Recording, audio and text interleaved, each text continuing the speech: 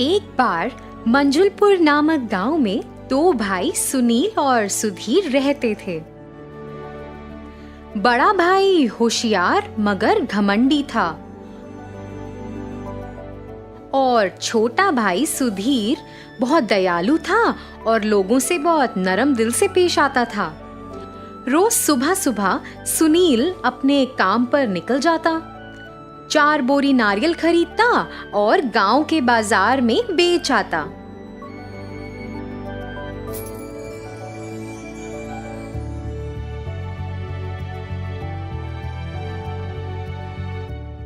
इस तरह वह पैसा कमाता था और अपने परिवार का खर्च उठाता था। लेकिन सुधीर अपने बेटे को तैयार करने और उसे स्कूल भेजने के अलावा कुछ नहीं करता था। घर वापस आने के बाद वह फिर से घर से संबंधित कुछ काम करने के लिए जाता। वह सब कुछ वैसे ही करता जैसे उसकी पत्नी कहती। घर वापस आने के बाद वह दोपहर का खाना खाता और कुछ देर आराम करता था। लेकिन लीला, जो उसकी पत्नी थी, अपने घर के कामों को पूरा करने के बाद सिलाई का काम करती थी और थोड़ा पैसा भी कमाती थी। उस पैसे से वे दोनों अपना जीवन व्यतीत कर रहे थे।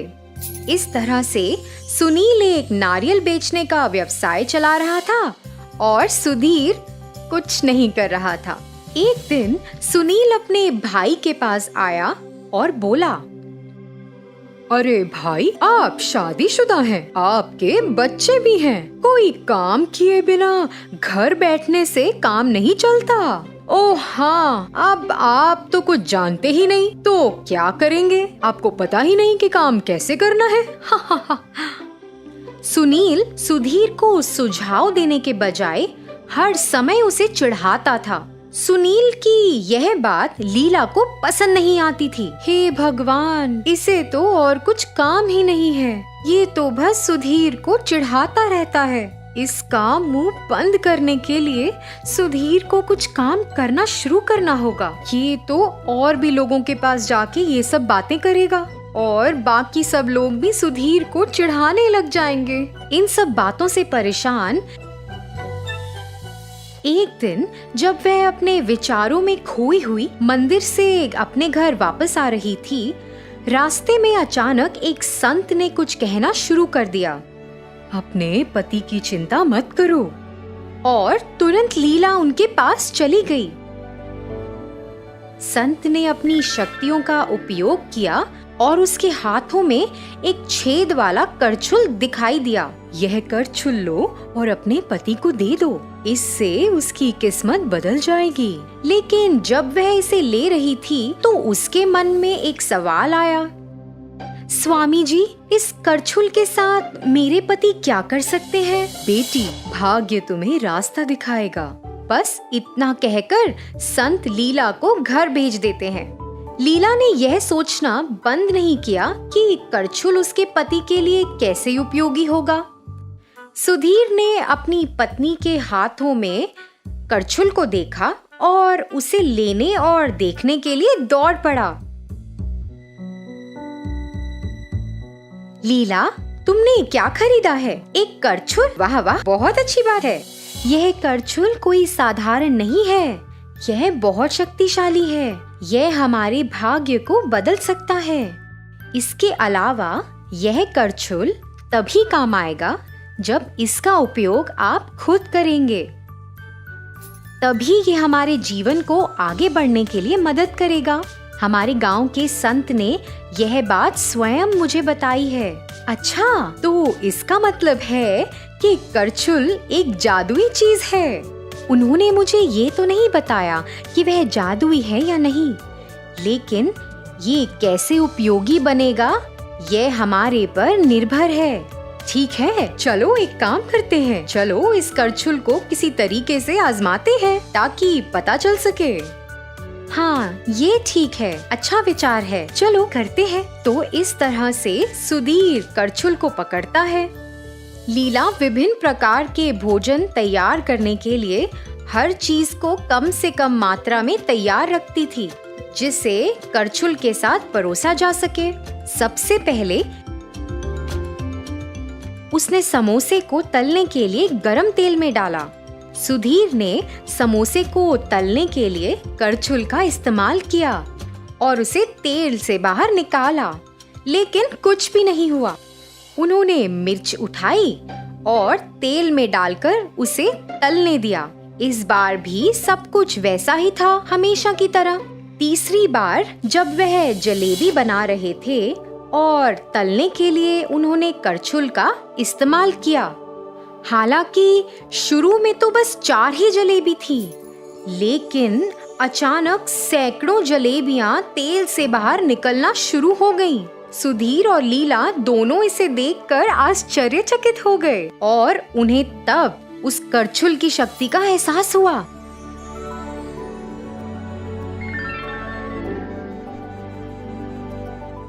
अरे लीला, मैं ऐसा करना जारी नहीं रख सकता, मेरे हाथ दर्द कर रहे हैं। अरे बाप रे, बस एक नजर डालो। और सुधीर ने घर की ओर देखा तो वहाँ सैकड़ों जलेबियां थीं।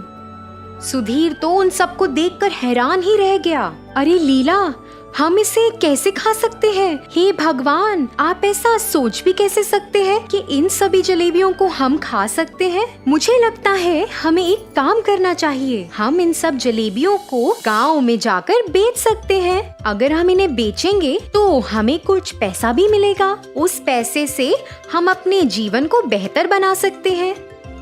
अब समझ आ रहा है कि संत ने मुझे क्या कहा था।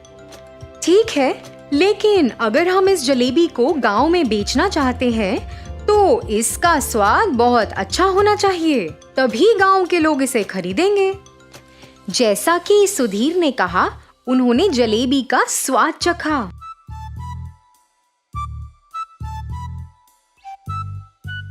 उन्होंने तुरंत तय किया और पहिया गाड़ी में गर्म जलेबी की व्यवस्था की और उन्हें बेचने के लिए गांव के बाजार में चले गए। जलेबी ले लो, ताजा ताजा गरम गरम जलेबी। इस तरह वे गांव में चले गए। जलेबी की सुगंध ने ग्रामीणों को उनसे जलेबी खरीदने के लिए मजबूर कर दिया।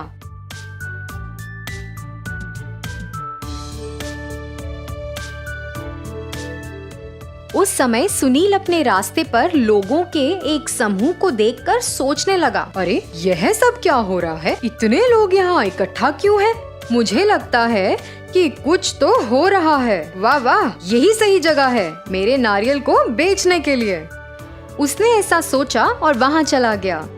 जैसे जैसे वह करीब गया, उसने खुशी खुशी जलेबी बेचते हुए सुधीर और लीला को वहाँ देखा।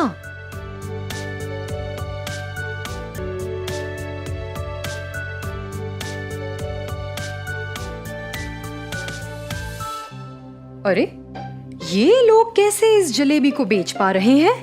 वे जलेबी बनाने का खर्चा कैसे उठा रहे हैं? इतनी सारी जलेबियां इन्होंने कैसे बनाई? अरे ये तो संभव नहीं है। ये कुछ तो अजीब है, मुझे जांच करनी चाहिए। जब वह ऐसा सोच रहा था, एक ग्रामीण जो सुनील को पार कर रहा था बोला, अरे सुनील, तुम यहाँ खड़े होकर क्या कर रहे हो? अपने भाई से सीखो। वे तुम्हारी तरह सभी लोगों को बेस्वाद नारियल पानी और इतना महंगा बेचकर धोखा नहीं दे रहा है। वह जलेबी बहुत स्वादिष्ट है और लजीज भी है। ग्रामीणों की टिप्पणियों को सुनकर और अपने भाई सुधीर की सफलता को देखकर सुनील को ईर्ष्या होने लगी। इस तरह अपमानित होने के बाद सुनील सुधीर और लीला का पीछा करने लगा जब तक कि वे घर वापस नहीं आ गए। सुनील खिड़की के पीछे कहीं छिपा हुआ था और अपने भाई और लीला को सुनने लगा। देखो लीला, हमने इतनी कमाई की, क्या आज रात हमारे लिए ये सारे पैसे गिनना संभव है? अरे हाँ, चलिए एक साथ गिनती शुरू करते हैं। तो इस तरह से वे दोनों गिनती पूरी कर लेते हैं और उन्हें ये बात अविश्वसनीय लगती है कि उन्होंने एक दिन में 8,000 रुपए कमाए और वह बहुत खुश थे।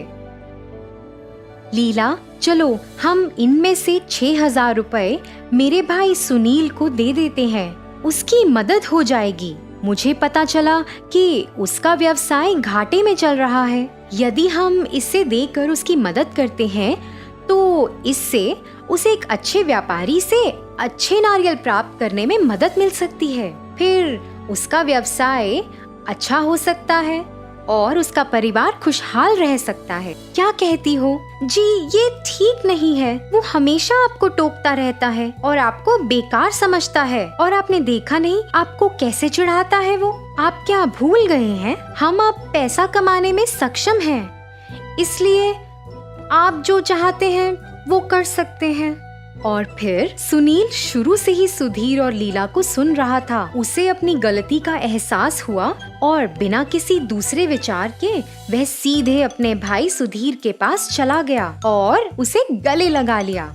उसने अपनी गलतियों के लिए माफी भी मांगी। जैसे कि सुधीर ने सुनील की मदद की, इससे सुनील का जीवन आसान हो गया था और उसने अपना व्यवसाय उचित स्थिति में कर भी लिया था। यहाँ तक कि सुधीर और लीला ने जलेबी बनाना जारी रखा और उन्हें रोजाना गांव में बेचा और पर्याप्त पैसा कमाया। इसी तरह उनका जीवन बहुत सरल हो गया था।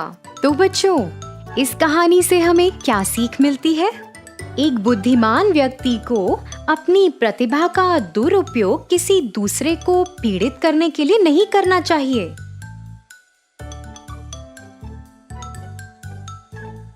हमें हमेशा विनम्र रहना चाहिए।